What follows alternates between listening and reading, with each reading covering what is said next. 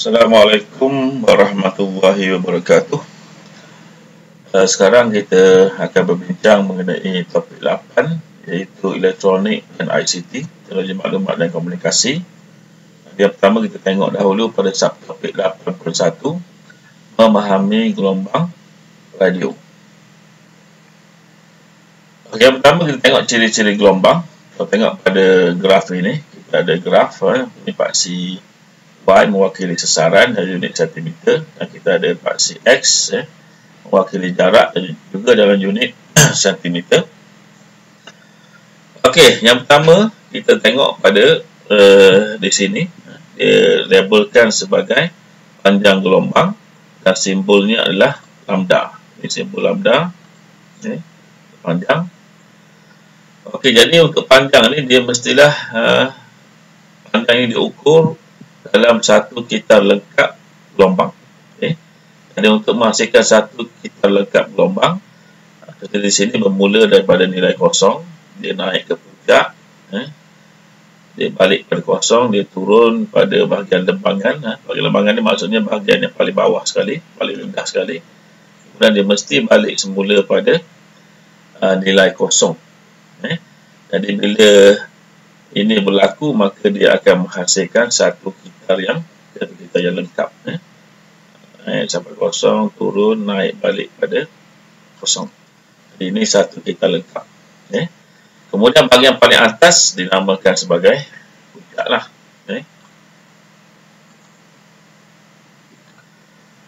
Okey, dan secara konsepnya, ini adalah formula untuk mengira laju gelombang. Laju gelombang ataupun V. V ini mewakili velocity dalam bahasa Inggeris, itulah laju, bersamaan dengan frekuensi, F frekuensi, didarabkan dengan panjang gelombang, iaitu simbolnya adalah lambda, simbol lambda. Jadi kamu kena ingat formula ini untuk mengira laju gelombang, iaitu gelombang bersamaan dengan frekuensi didarabkan dengan panjang gelombang. Okey, kemudian ditunjukkan di sini frekuensi ialah bilangan gelombang yang dijana per unit masa. Dan formula diberikan ni F bersamaan 1 per T. Di mana T ini mewakili masa yang diambil oleh satu panjang gelombang. Okey, sebelum kita pergi pada slide seterusnya, ada satu lagi yang lebih tahu di sini. Okey, ini tanda ini. Tanda ini merujuk kepada kekuatan gelombang. Jadi bermula daripada kosong sampai ke puncak yang paling tinggi. Juga boleh dikira di sini sebenarnya.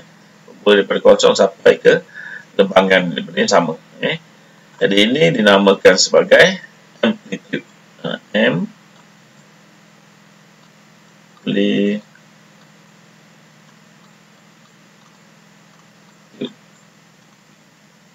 Maaf kerana ejaan yang tak cantik. Saya tak cantik. Okey, sekarang tengok spektrum elektromagnet.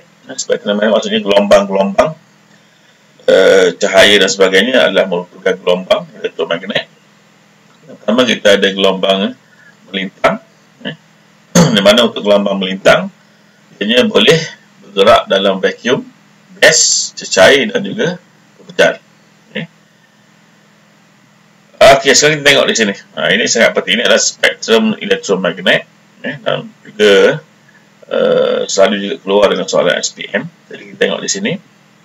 Dia bermula di sini daripada frekuensi S-1. Ini frekuensi dia. Jadi bermula daripada 10 kuasa 24. Jadi nilai ini sangat besar lah. Maksudnya frekuensinya sangat tinggi. Di sini kita ada frekuensi 10 kuasa 22 mewakili sinar Y. Sinar Y. Kemudian ini sebenarnya sinar Y adalah sinar gamma. Sinar gamma ni 10 kuasa 20. Kemudian pada kedudukan 10 kuasa 18 kita ada sinar X. Sinar X yang digunakan adalah X-ray. Kemudian pada 10 kuasa 16 kita ada sinar ultra ungu, ultraviolet. Kemudian 10 kuasa 14 kita ada inframerah. Kemudian 10 kuasa 12 hingga 10 kuasa 10 sehinggalah hampir pada 10 kuasa 9 kita ada gelombang mikro. Dan di sini pada 10 kuasa lebih kurang 10 kuasa 9 kot hingga 10 kuasa 5 kita ada gelombang radio yang biasa kita gunakan. Dan di bawah ni ditunjukkan mengenai panjang gelombang. Bermula daripada 10 kuasa negatif 16 dan berakhir dengan 10 kuasa 4. Jadi bila bergerak daripada kiri ke kanan di sini, panjang gelombang akan bertambah. Bila bergerak daripada kanan ke kiri, frekuensi akan bertambah. Frekuensi merujuk kepada bilangan gelombang lengkap yang dapat dihasilkan dalam satu masa. Jadi maksudnya bila frekuensi tinggi ada banyak gelombang lengkap yang dihasilkan dalam satu masa. Dan ditunjukkan di sini lah. Awak tengok di sini.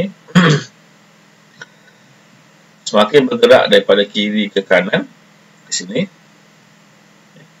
panjang gelombang semakin bertambah. Ini panjang. Mesti dah satu kita lengkap. Kosong naik ke atas, balik kosong, naik semula pada kosong.